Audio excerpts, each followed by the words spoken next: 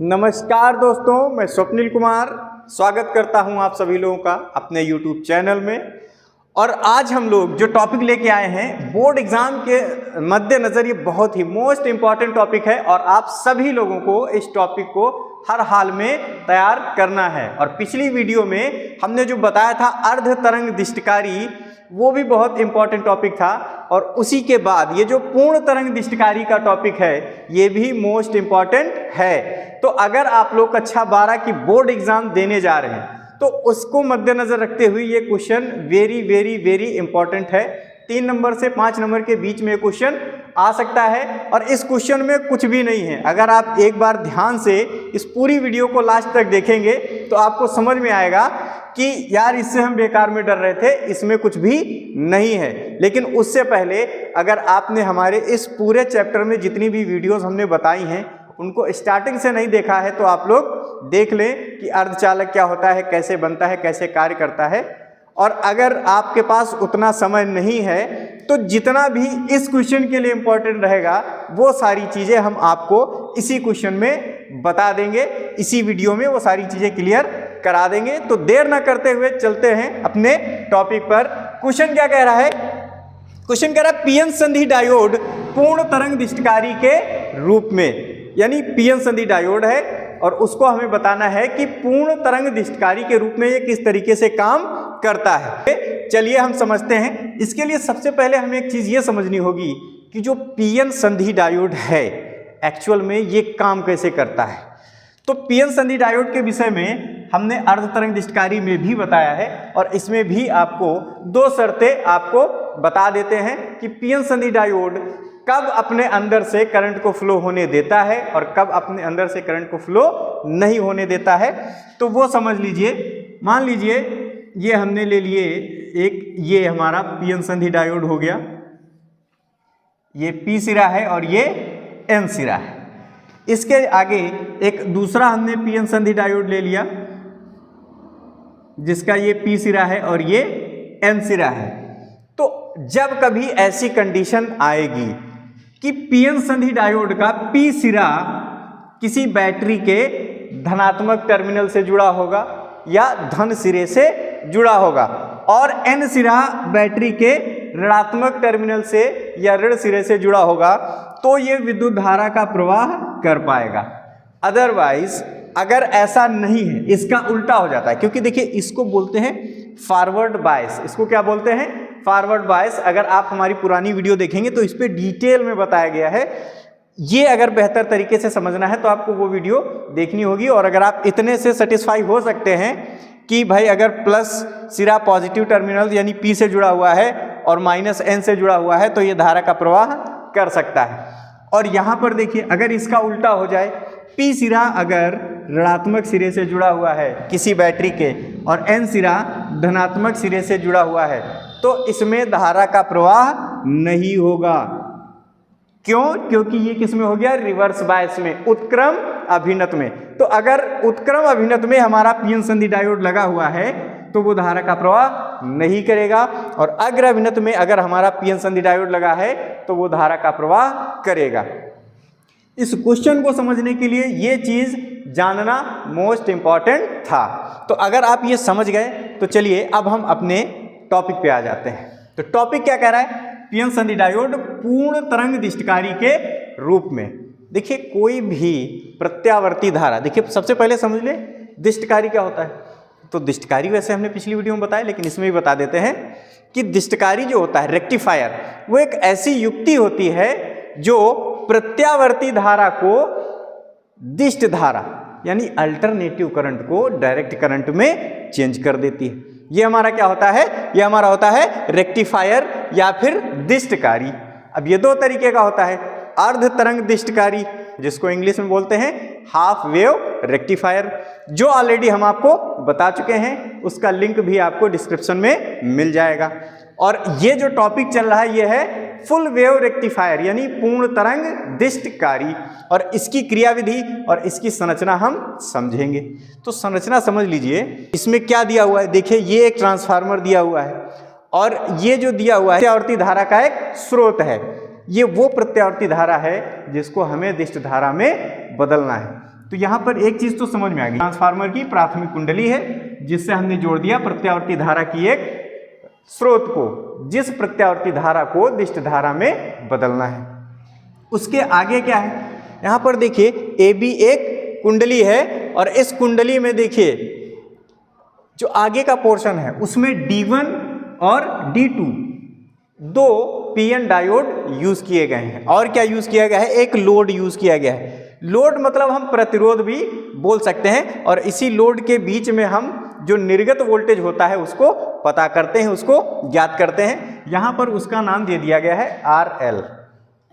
अब आगे बढ़ते हैं और देखते हैं कि आपको लिखना क्या है, इसकी क्रियाविधि क्या होगी, किस तरीके से ये काम करेगा। तो ये जानने से पहले सबसे पहले आप समझ लीजिए होता क्या है। प्रत्यावर्ती धारा स्रोत में दो चक्र होते हैं। अगर एक तरंग को देखा जाए या एक धारा को देखा जाए तो यहां पर आप देख सकते हैं कि एक आवर्तकाल पूर्ण करने में प्रत्यावर्ती धारा शून्य से एक बार पॉजिटिव जाती है, अधिकतम होके फिर शून्य पे आती है। भाई ऊपर जहां तक यहां तक चला गया ना, मैक्सिमम हो गया, मैक्सिमम होके फिर शून्य तक आती है और यहां से फिर नीचे की तरफ जाती है और पुनः शून्य पर लौटकर आती है। तो ऊपर पॉजिटिव हो गया और नीचे क्या हो गया, निगेटिव हो गया। और इसको हम कह सकते हैं एक टी यानी एक आवर्तकाल। तो इसका मतलब क्या हुआ, प्रत्यावर्ती धारा एक आवर्तकाल में एक बार मैक्सिमम और एक बार मिनिमम होके फिर ऋणात्मक में भी मैक्सिमम होके और फिर जीरो पर आ जाती है।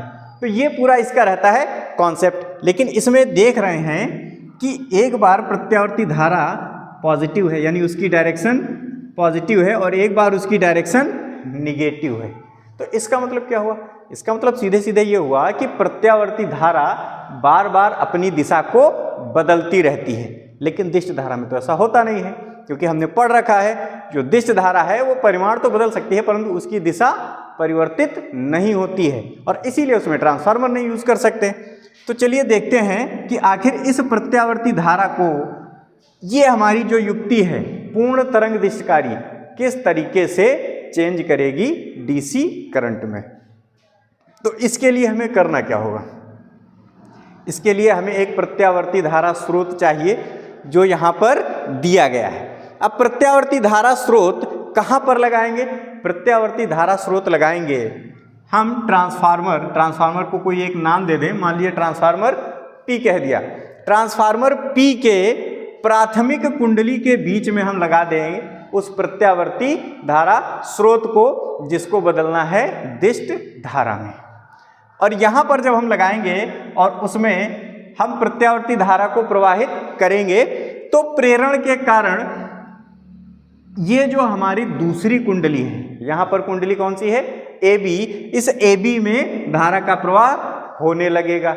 अब यहाँ पर हम एक चीज जानते हैं कि अन्योन प्रेरण, आप लोग ट्रांसफार्मर अगर पढ़े होंगे तो आपको पता होगा कि समीप रखी हुई दो कुंडलियां अगर दोनों बंद हैं उनमें से अगर किसी एक में धारा प्रवाहित की जाए तो दूसरे में प्रेरित विद्युत वाहक बल स्वतः ही उत्पन्न हो जाता है।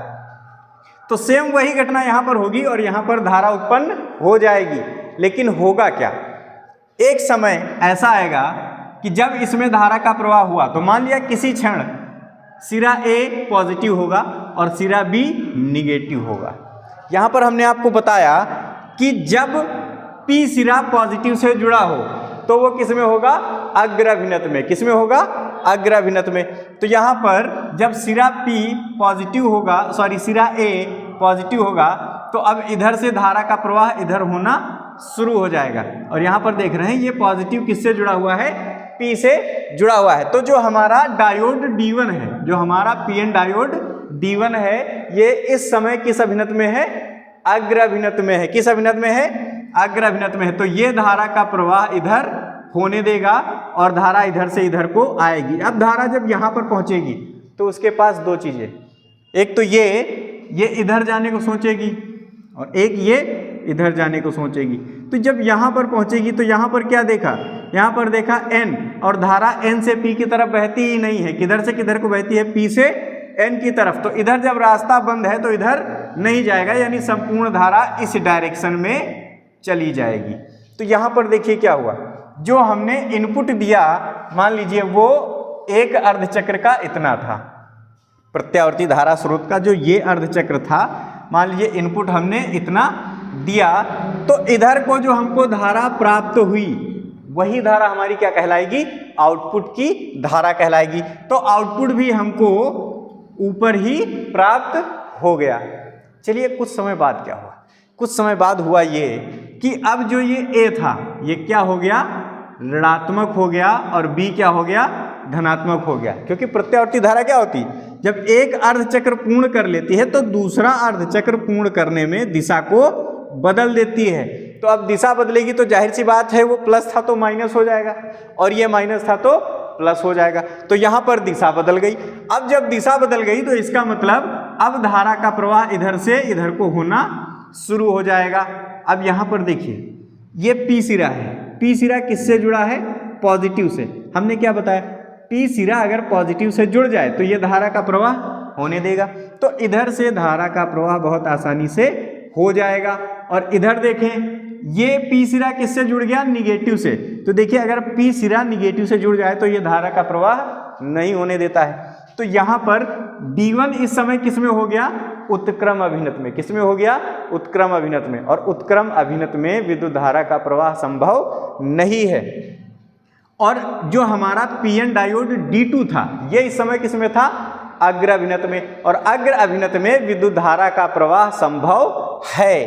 तो यहाँ से धारा ऐसे जाएगी और ऐसे जाएगी, जैसे ही M पर पहुँचेगी तो ऊपर देखेगी N से P की तरफ धारा तो बह नहीं सकती है, तो ऊपर रास्ता बंद है, तो सारी धारा इसी डायरेक्शन में चली जाएगी। तो अब यहाँ पर आप देखिए कि इनपुट आपने ऐसे दिया था, इनपुट तो हमने जैसे देना चाहिए था वैसे दिया, यानी प्रत्यावर्ती धारा वोल्ट का इनपुट तो ऐसे था माइनस में, लेकिन जो आउटपुट मिला, आउटपुट तो हमको इधर से इधर को मिला। अब देखिए पहली वाली जो करंट थी उसकी भी डायरेक्शन सेम यही थी, इसी डायरेक्शन में था, और जो दूसरी करंट मिली उसकी भी डायरेक्शन सेम यही थी। तो इसका मतलब दिशा नहीं बदल रही है, तो इसका मतलब यहाँ पर जो हमको आउटपुट मिलेगा वो भी सेम डायरेक्शन में ही मिलेगा। जिस डायरेक्शन में पहली वाली मिली थी उसी डायरेक्शन में दूसरी वाली भी आउटपुट हमको प्राप्त हो जाएगी। तो यहाँ से हमको पता चला कि D1 और D2 दो पीएन संधि डायोड अगर हम यूज कर लें तो हम जो प्रत्यावर्ती धारा स्रोत है उसको पूर्ण रूप से डीसी करंट में चेंज कर सकते हैं, यानी उसके दोनों चक्रों को हम डायरेक्ट करंट में या दिष्ट धारा में परिवर्तित कर सकते हैं। अब यहाँ पर क्या होगा, ये प्रक्रिया बार बार होगी। भाई प्रत्यावर्ती धारा स्रोत की तो एक प्रवृत्ति होती है, वो बार बार अपनी दिशा बदलती है।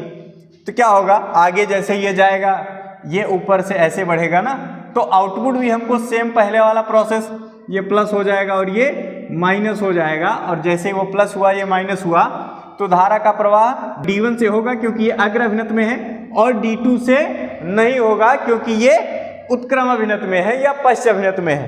तो फिर धारा का प्रवाह इधर से इधर को होगा, इधर को होगा और फिर से इधर को होने लगेगा। तो यहाँ पर भी आउटपुट हमको उसी डायरेक्शन में प्राप्त होगा। फिर जब पोलैरिटी चेंज होगी, ये माइनस होगा ये प्लस होगा, तब फिर से इनपुट तो हमने ऐसे दिया लेकिन आउटपुट हमको सेम ऐसे ही मिलेगा। तो इस तरीके से यहाँ पर हम देख रहे हैं कि इनपुट तो हमारा चेंज हो रहा है, प्रत्यावर्ती धारा का इनपुट तो चेंज हो रहा है, लेकिन आउटपुट हमको सेम उसी डायरेक्शन में मिल रहा है।